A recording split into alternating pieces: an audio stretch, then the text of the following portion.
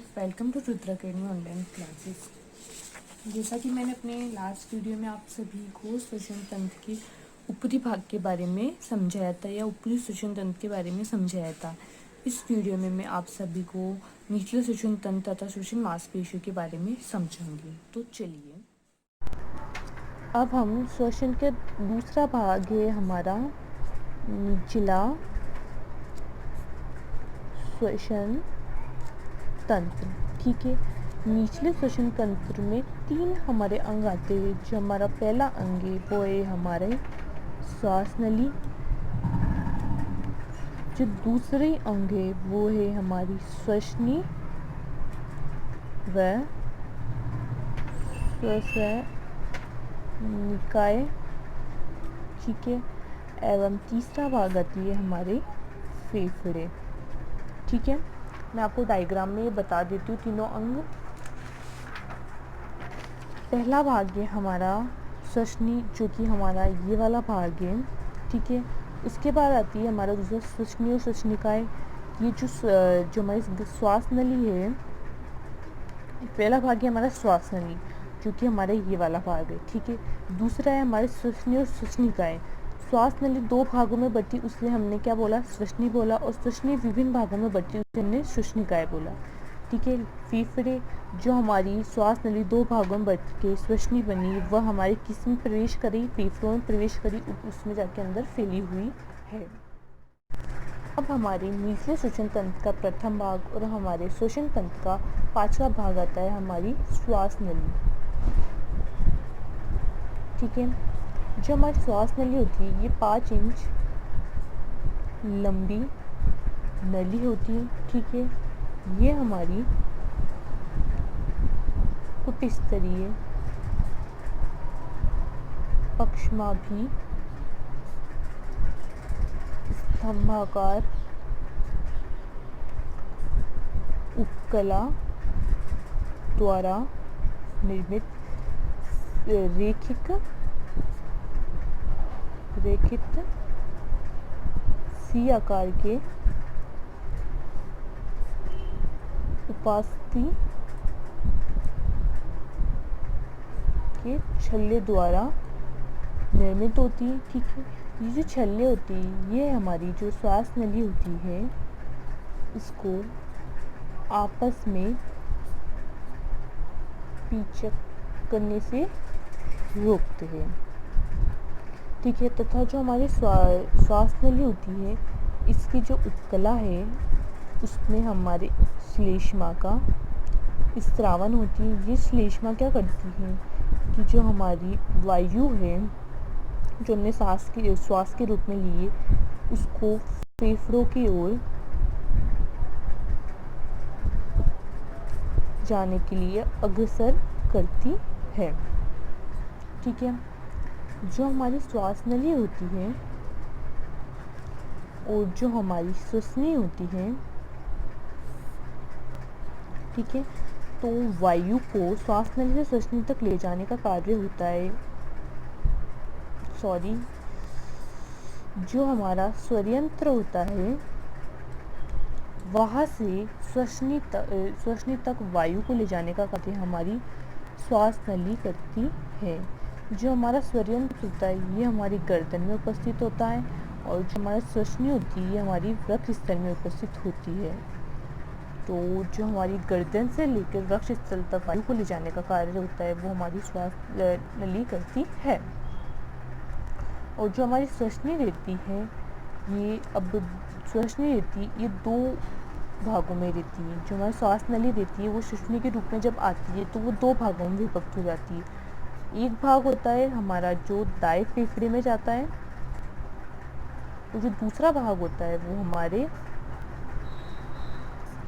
बाएं फेफड़े में जाता है। ठीक है, और अब हमारा पाचन तंत्र का 6ठा भाग और जो हमारे निचले श्वसन तंत्र का दूसरा भाग आता है, वह आता है हमारी श्वसनी व श्वसनिकाय। ठीक है, तो जो हमारा 5वां भाग है, जिसे हम श्वास नली कह रहे हैं, ठीक है, ये जब दो भागों में विभक्त होता है जिसे हम बोलते हैं श्वसनी, ठीक है। और श्वसनी, जब ये श्वसनी दोनों फेफड़ों में, ठीक है, फैल जाती है या दोनों फेफड़ों में प्रवेश कर जाती है, ठीक है, फिर ये विभिन्न शाखाओं में बढ़ती है, ठीक है। तो प्रथम जो होती है वो तो होती है हमारी प्राथमिक श्वसनिका, ठीक है। जो हमारी श्वसनी रहती है वो दो भागों में, जो हमारी श्वास नली रहती है वो श्वसनी के रूप में आती है जब वो दो भागों में बढ़ती है, ठीक है। फिर वो फेफड़ों में प्रवेश करती है। कौन करती है? हमारी श्वसनी करती है हमारी फेफड़ों में प्रवेश, ठीक है। कर गई। अब ये फेफड़ों में प्रवेश करने के बाद में विभिन्न शाखाओं में बढ़ती है। तब श्वसनी जब प्रथम बार जिन शाखाओं में बढ़ती है उसे हम बोलते हैं प्रथम श्वसनिका। अब जो प्रथम श्वसनिका विभिन्न भागों में जब बढ़ती है उसे कहते हैं हम द्वितीयक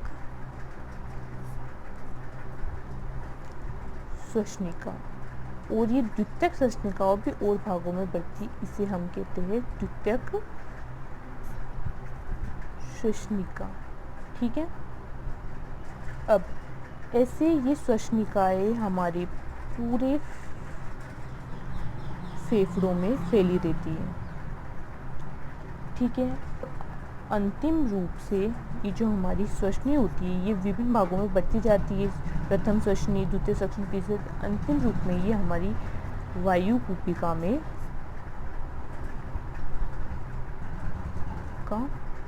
जो कि हमारे एक अंतिम वायु छोर होता है जिसे हम कहते हैं वायु कूपिका में खुलती है। इन कूपिकाओं में हमारी गैसों का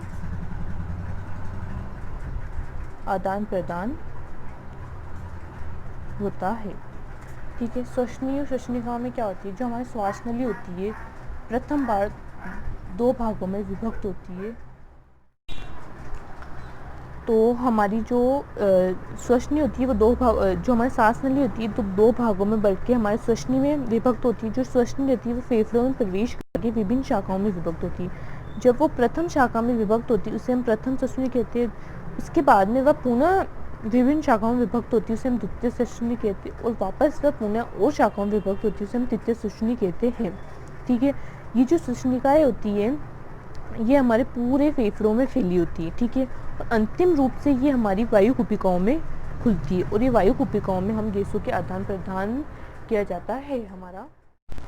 और जो हमारा निचला श्वसन तंत्र का अंतिम भाग है और जो हमारा श्वसन तंत्र का भी अंतिम भाग है, जो हमारा सातवां भाग है, ये है हमारे फेफड़े, ठीक है।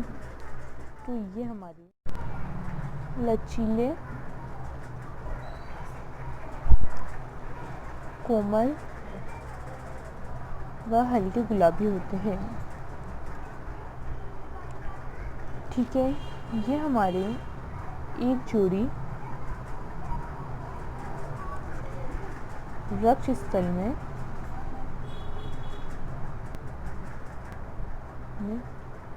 दाएं व बाएं भाग में मध्य पथ, जिसे हम डायफ्राम कहते हैं, के ठीक ऊपर स्थित होते हैं, ठीक है। जो हमारे फेफड़े होते हैं इसमें असंख्यक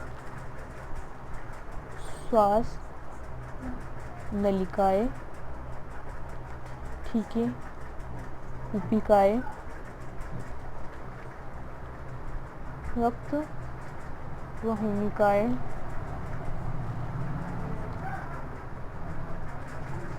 लसिका वाहिनियाँ,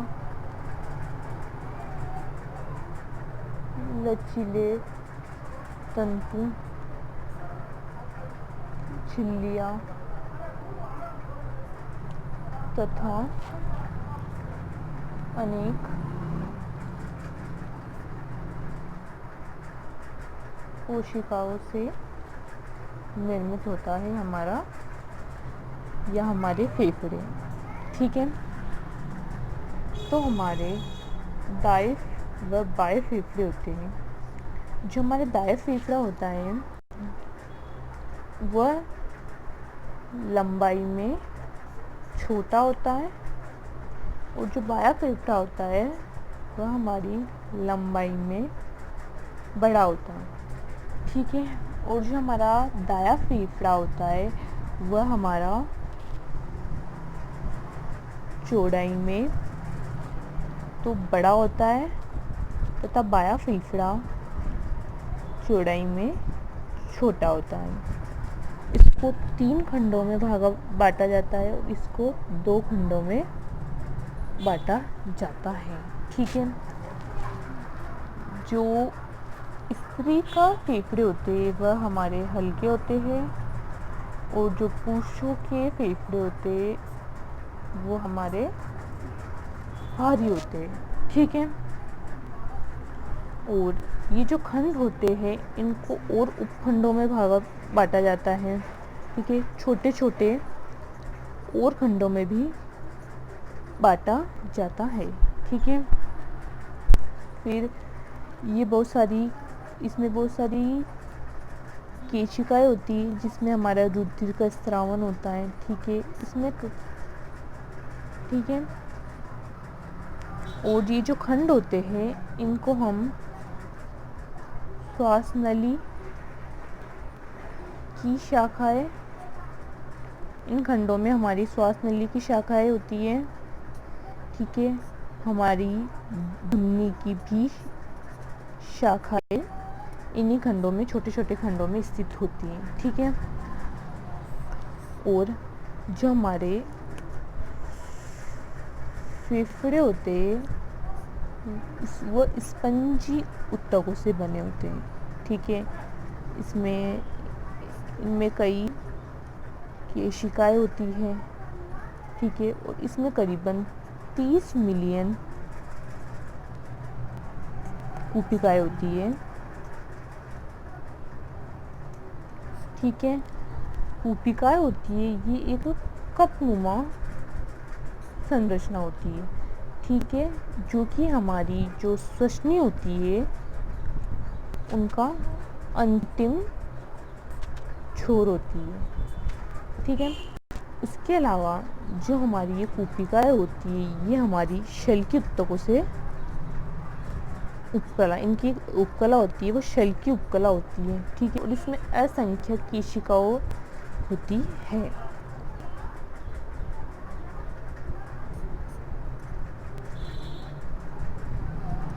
ठीक है। हमारे जो फेफड़े होते हैं वो स्पंजी ऊतकों से बने हुए होते हैं। इसमें कई केशिकाएं होती हैं।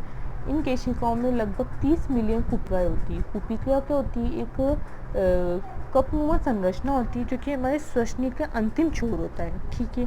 ये कूपिका हमारे शल की उपकला से बनी हुई होती है और इसमें असंख्य केशिकाएं पाई जाती हैं जिसमें हमारा रुधिर का संचरण होता है और इन कूपिकाओं द्वारा ही हमारे O2 तथा CO2 का आदान प्रदान होता है तथा हमारी जो श्वसन की क्रिया होती है वो संपन्न होती है।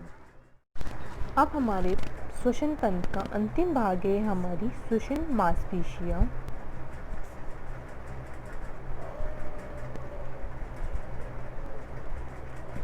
ठीक है, तो हमारे फेफड़ों में गैसों के विनिमय के लिए मांसपेशियाँ होती हैं जो कि हमारे O2 व CO2 का आदान प्रदान करती है, ठीक है। तो हमारी श्वसन में प्रमुख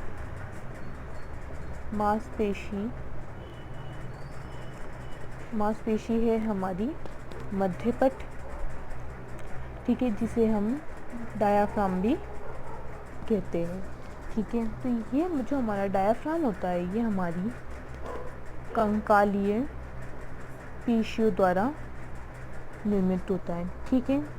ये हमारी एक पतली चद्दरनुमा संरचना होती है, ठीक है। तो अब हमारा जो डायाफ्राम होता है उसका जब संकुचन होता है, ठीक है, संकुचन यानी वो जब सिकुड़ता है, तब हमारी जो नासिका होती है उसके द्वारा हमारी जो वायु होती है वो फेफड़ों में प्रवेश करती है।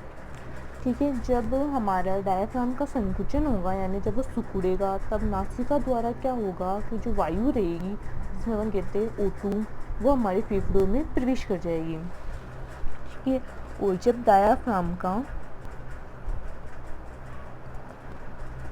शीतलन होगा, शीतलन से यहाँ मतलब है कि जब वह फैलेगा तब हमारी जो फेफड़ों में वायु रहेगी वह बाहर निकल जाएगी तथा श्वसन मार्ग से वह हमारे शरीर से त्याग दी जाएगी। ठीक है, डायफ्राम का जब संकुचन होगा तब तो हमारी वायु है वो फेफड़ों में प्रवेश कर जाएगी, और जब उसका शीतलन होगा यानी जब वो फूलेगा तो जो वायु है वो हमारी CO2 रहेगी वो हमारी बाहर त्याग दी जाएगी। ठीक है, और जो हमारे श्वसन मांसपेशियों में जो हमारी पसलियाँ आती है में विशेष प्रकार की पसलियों में विशेष प्रकार की मांसपेशियाँ होती है, जो क्या करती है कि जो हमारे डायफ्राम होता है उसके संकुचन और उसके शिथिलन में सहायता करती है। ठीक है, तो हम कह सकते हैं कि जो हमारी मुख्य श्वसन मांसपेशी होती है वो हमारा डायफ्राम रहती है। शीतल उसके संकुचन से तो फेफड़ों में वायु प्रवेश करती है, उसके शीतलन से वो बाहर निकलती है। और विशेष प्रकार की पसलियाँ भी होती है हमारी कुछ मांसपेशियों में आती है, श्वसन मांसपेशियों में आती है, वो क्या करती है हमारे डायफ्राम के संकुचन और शीतलन में सहायता करती है। इस प्रकार से हमारी डायफ्राम के संकुचन और शीतलन से जो श्वसन क्रिया होती है वो संपन्न होती है। आप लोगों के सिलेबस में कुछ महत्वपूर्ण बातें थी भी, मैं आपको वो भी समझा देती हूँ। सबसे पहले है कि जो फुफ्फुसीय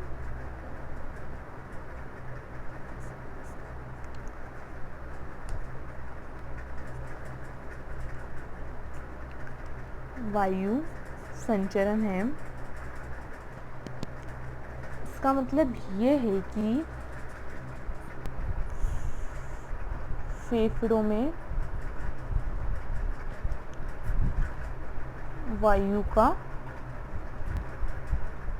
प्रवेश व निष्कासन। फेफड़ों में वायु के प्रवेश निष्कासन को हम फुफ्फुसीय वायु संचरण कहेंगे। तो जो हमारा फुफ्फुसीय वायु संचरण होता है वह क्रिया हमारी वायुमंडल व कुपिका के मध्य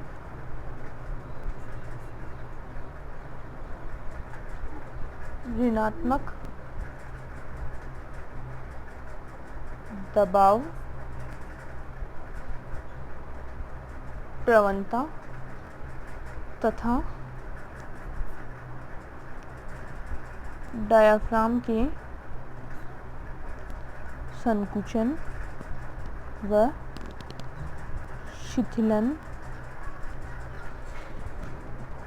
दोनों क्रिया द्वारा होता है। ठीक है, कि जो हमारे फुफ्फुसीय वायु संचरण में, इसका मतलब है फेफड़ों में वायु के प्रवेश व निष्कासन, तो ये क्रिया होती है ये हमारी एक तो वायुमंडल और कुपिका के मध्य जो हमारे ऋणात्मक दाब प्रवणता होती है उसके तथा डायाफ्राम के संकुचन और शीतलन की दोनों क्रियाओं के सहयोग से संपन्न होता है हमारा फुफ्फुसीय वायु संचलन। ठीक है, और हमारे जो श्वसन की क्रिया है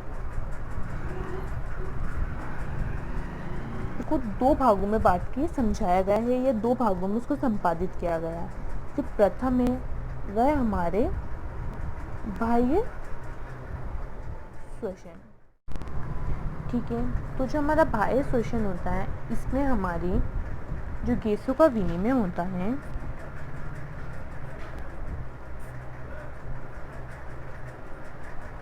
ठीक है, गैसों का विनिमय होता है ये हमारी वायु से भरी कूपिका व केशिकाओं के अंदर प्रवाहित रक्त के मध्य किसके द्वारा होता है? आंशिक दबाव के अंतर के द्वारा। ठीक है, हमारा जो बाह्य श्वसन आता है उसमें गैसों का विनिमय किस प्रकार से होता है कि जो हमारी वायु से भरी कूपिकाएँ होगी, ठीक है, और जो हमारी केशिकाओं में प्रवाहित रक्त होगा, उन दोनों के मध्य हमारे आंशिक दाब का जो अंतर होगा उसके कारण ही हमारा जो होगा बाह्य श्वसन संपादित होगा। बाह्य श्वसन में गैसों का विनिमय फिर से समझारी में वायु से भरी कूपिकाएँ और केशिकाओं में जो प्रवाहित रक्त होता है उन दोनों के मध्य होता है, जो कि हमारे आंशिक दाब के अंतर के कारण होता है। ठीक है, और दूसरा आता है हमारा आंतरिक श्वसन। ठीक है, जो आंतरिक श्वसन होता है इसमें जो गैसों का विनिमय होता है वह हमारे केशिका में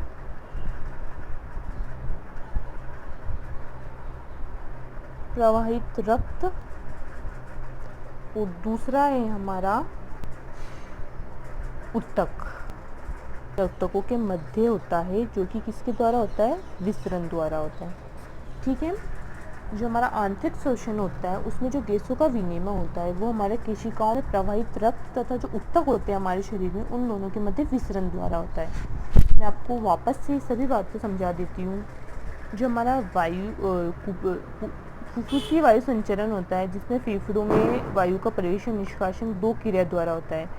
पहली क्रिया तो होती है हमारे वायुमंडल और कूपिका के मध्य ऋणात्मक दाब प्रवणता, दूसरी होती है हमारे डायाफ्राम के संकुचन। इन दोनों क्रियाएं होती है तब जाके हमारा फुफ्फुसीय वायु संचरण संपन्न होता है। ठीक है, दो श्वसन बताया यहाँ पे। बाह्य श्वसन क्या होता है कि जब गैसों का विनिमय हमारी वायु से भरी कूपिकाएं और केशिकाओं के मध्य प्रवाहित रक्त के मध्य आंशिक दाब के अंतर के कारण है। ठीक है, दूसरा जो हमारे आंतरिक श्वसन है वह हमारे गैसों के विनिमय होता है। इसके अंदर हमारा केशिकाओं में प्रवाहित रक्त तथा ऊतकों के मध्य विसरण के द्वारा होगा, वो हमारा आंतरिक श्वसन। चलिए मैं आपको डायग्राम से भी एक बार श्वसन की क्रिया को समझा देती हूँ। जैसा कि मैंने आप सभी को बताया है कि सबसे पहले जो हमारी वायु रहती है वो हमारी नासिका से प्रवेश करती है और आवश्यकता पड़ने पर हमारे मुख से भी प्रवेश करती है। वायु हमारी नासिका से प्रवेश कर गई, यहाँ पे नासारोम, यहाँ पे झिल्लियाँ, झाड़ीनुमा, पक्षनाभिकाएँ, बहुत सारी संरचनाएं होती है जो कि हमारी वायु को शुद्ध कर देती है, उसको छान देती है। यहाँ से ये नासाग्रसनी होती है, यहाँ से नासाग्रसनी ये मुख ग्रसनी से होती हुई हमारी कंठग्रसनी में पहुँचती है। यहाँ पे घाटी ढक्कन नाम की संरचना होती है जो कि क्या करते हैं, जब हम भोजन ग्रहण करते हैं जो हमारा स्वरयंत्र रहता है उसको ढक लेती है ताकि भोजन हमारे स्वरयंत्र में प्रवेश ना करे। ठीक है, उसके बाद में वायु हमारी इस श्वास नली में आती है। ठीक है, श्वास नली में यहाँ पे सी आकार की ये जो पक्षनाभिका सी आकार की जो ये छल्ले हैं ये हमारे जो श्वास नली के मार्ग को बंद होने से या पिचकने से रोकते हैं। ठीक है, यहाँ की जो श्लेष्मा यहाँ पे श्लेष्मा उत्पन्न होती है वो हमारी जो वायु रहती है उसको फेफड़ों में प्रवेश करने के लिए अग्रसर होती है। ठीक है, अब हमारी जो श्वास नली होती है वो दो भागों में बटी है जिसे हम श्वसनी कहते हैं। एक हमारे दाएं फेफड़े में जाती है, दूसरे हमारे बाएं फेफड़े में जाती है। श्वसनी रहती है ये बहुत सारे भागों में आगे जाके बढ़ती है। जब ये प्रथम भाग में बढ़ती है उसे हम प्रथम श्वसनिका कहते हैं, फिर ये पुनः भागों में बढ़ती है उसे द्वितीय श्वसनिका कहते हैं, तथा वह वापस भागों में बढ़ती है उसे तृतीय श्वसनिका कहते हैं। ऐसे श्वसनी बहुत सारे भागों में बढ़ती है तथा बहुत बड़ा जाल सा बना लेती है। ठीक है, अंतिम भाग जो हमारा श्वसनिका होता है वो होता है हमारी वायु कूपिका। ठीक है, ये कपनुमा संरचना होती है। ठीक है, इसमें केशिकाएं होती है, उन केशिकाओं में रक्त का प्रवाह होता है। ठीक है, ये हमारा डायाफ्राम है। जैसा कि हमने लास्ट में पढ़ाई है कि हमारी इन केशिकाओं में जो भरी हुई वायु रहती है और रक्त यहाँ पे जो प्रवाहित होता रहता है हमारा फेफड़ों में, उनके मध्य श्वसन होता है जिसे हमने बाह्य श्वसन कहा था। जिससे क्या होता है कि जो शुद्ध वायु होती है वह तो हमारे रक्त में चली जाती है, और जो अशुद्ध वायु होती है वो हमारे रक्त से इन वायु कुपिकाओं में चली जाती है। वायु कुपिकाओं से पुनः वह श्वसनिकाओं में जाती है, फिर श्वसनी में जाती है, फिर श्वास नली में जाती है, फिर वह पुनः अपने इसी मार्ग से बाहर त्याग दी जाती है। ठीक है, यहाँ पे ये डायफ्राम में इसके जब संकुचन होता है तब तो हमारी जो वायु रहती है, O2 रहती है, वो प्रवेश करती है, तथा जब इसका शीतलन होता है या जब ये फैलता है तब वो हमारी वायु पुनः बाहर निकल जाती है। इस प्रकार से हमारी श्वसन की क्रिया संपन्न होती है। इसमें श्वसन मांसपेशियों के रूप में हमारा डायफ्राम कार्य करता है। ऊपरी श्वसन तंत्र में हमारी नासिका, मुख, ग्रसनी, स्वरयंत्र आता है, और निचली श्वसन तंत्र में हमारा श्वास नली, श्वसनिकाएं, वायु कुपिकाएं, फेफड़े आदि सभी आते हैं। इस प्रकार से हमारा श्वसन तंत्र समाप्त होता है।